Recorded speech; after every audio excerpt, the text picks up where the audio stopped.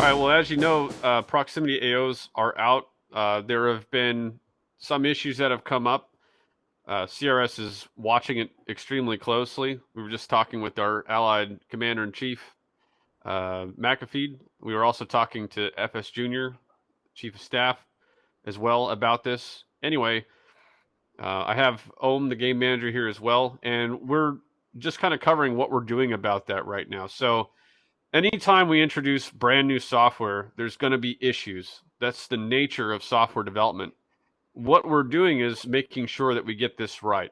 So that comes from player feedback from the player bodies. That comes from our interactions directly in Discord, on Facebook, on the forums, in game, reviewing the live bugs, the live reports, and creating this whole picture about what's going on. And we've already deployed a host fix a couple days ago, I think it was, some few days ago. We fixed a series of issues then. We experienced some more, and there's more work to be done. You were online for a long period of time yesterday with the community. Talk about what you're seeing so far, as well as your interactions with the development team. Well, one of the things is when the Axis was trying to place an AO on one town, then another squad or some bunch went to another town and tried to place one almost at the same time, and it started a double timer count, and we do know that can be problematic. Where you see sometimes where the placement could be like 4 minutes and restart itself. Right, which creates a lot of confusion. People think, hey, like what? Why it's supposed to be 2 minutes? Why is this happening? Yeah, but yeah, exactly. But because the way the script has been made over the years, it could only do one AO at a time countdown. So we've been passing the information along trying that the players aren't trying to double AO. But sometimes if a town gets beat while their AO is being placed and its town gets flipped and you got all those players in that town, it'll automatically try to trigger another AO automatically. So that's nothing anybody did wrong. It's just it happened under circumstances. And when that happens, it bugs out. Sometimes it'll just be to one and you get extra time before it adds in. But yesterday, it just jammed up all the AOs for a while on the one side. The Axis couldn't place one AO at all for a good 45 minutes, so I had them all back out, try to clear the EWS on both of them, and then we went back in one town, and it still wasn't triggering. So that's when we got a hold of one of the devs to try to look into it live as it was happening in the game. They found a couple of errors and made a couple of little changes in that script there, and they did some kind of logging thing. Not sure. I'm not a dev. I couldn't speak exactly what they found, but they made a couple of changes live, had me run a command in the game to reset the Proximity AO system, and did that a couple of times, and so far it's been good. Whether or not that made a fix, we're not sure. We're logging, and all day today it was running and trying to see if anything would show up if we had problems, but we haven't had any problems with the AOs triggering today. Right. So what we have is a formation of we hear some problems, we deploy a fix, great, we solved that set of problems, and then the next series of problems start to creep up. We fix those. Now we're not having any issues, but we're still on standby, kind of waiting. And more than that, more than just waiting, now we have enhanced, they're called debug logs, where the system will automatically run, and then we can identify point issues, actual instances of players inside of facilities or whatever the mechanism might be. It's very, very detailed. And, we have logs that are running all the time, but these debug logs are a little bit heavier. They're a little bit more intensive on the hardware, which is why they were not turned on initially. And those want to be added incrementally. So what you're seeing is the rats are having a proportional response to each subset of scenarios, and we're actively trying to resolve them as things go on. And Mcafeed's dog wants us to hear all about it. Anyway, Mcafeed, from the Allied perspective, obviously you guys are in the middle of a counteroffensive. It appears the Allies has thus far taken squad organization a little bit more seriously. We're seeing more of the squads online right now. Under normal, good operating conditions, how has Proximity AOs, how has that changed the game for better or for worse in your perspective? I think it's gotten more people involved to some extent. I think that, the AHC is still, for the most part, I wouldn't say maybe as much as before, but still for the most part, leading the efforts as far as prioritizing attack orders, etc. So that part of it I don't think has changed that much. There was some frustration, obviously, at the beginning, because we couldn't obviously AO some towns, but that seems to have gotten a lot better.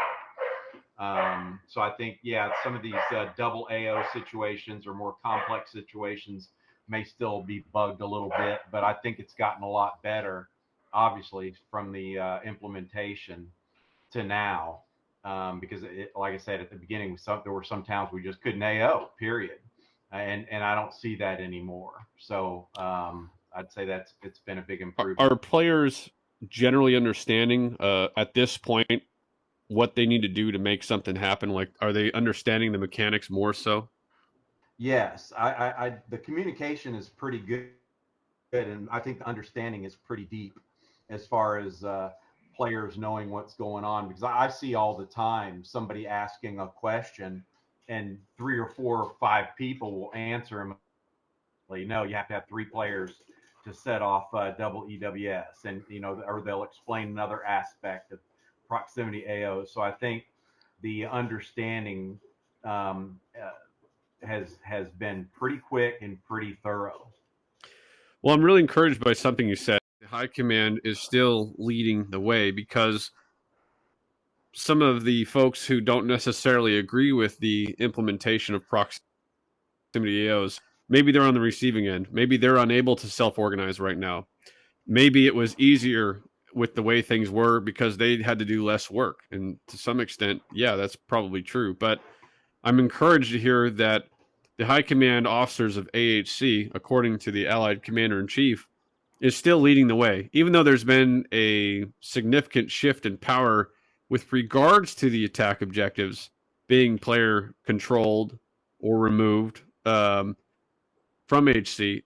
There's always been a purpose for High Command. And if we go back into the overall history of what the game has been, the original design of High Command was not to dictate every single move strategically. It was primarily there to supplement and support what the player body needed.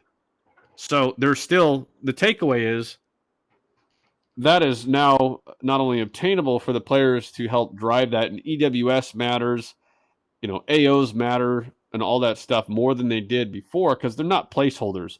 They're not just system AOs. EWS is a thing. When you see it pop up, you're paying attention. And again, the main takeaway here is that High Command still serves a functional purpose in pointing the spear. Go that way. Go that way. And using that, loudspeaker .allied or .axis that they have. Leaders are not, tools are supplemental assets to have for leaders to do really good with, but leadership is not exclusively management. And I think that's we could look at business, the difference between leaders and managers. It's a very similar situation here. It's going to take time for the World War II online community to adapt to these conditions, but the real leaders of people are the ones who are going to be rising up. And there's still room for management too. We still have bridge AOs. We still have, brigades and divisions to move. It's still a thing. So I don't know. I'm encouraged. Because from my perspective as a community manager is that nothing really has changed, because people need to look at when AOs are happening proximity-wise, that's literally like historically battlefield initiative, a battlefield commission, so to speak. That's what's happening in real time, strategic, or really tactically at the front line level. That's true warfare. It is not a set piece, chess piece matchup that's occurring. It's real time. There is no way, even in today, even though I think as much as today's military, and I'm speaking predominantly from the United States, we try to network and have so much interconnectivity, which to me, if, and heaven forbid, if the real world really did blow up and do that, I think all that stuff's out the window. I think it's all about personal initiative, squad-based, company-based, if it even get even larger than that, because if all those bombs really do start falling, what really happens is that, so when the people I think who are really the most concerned, really it's like, this is literally giving you back what you've always wanted and desired.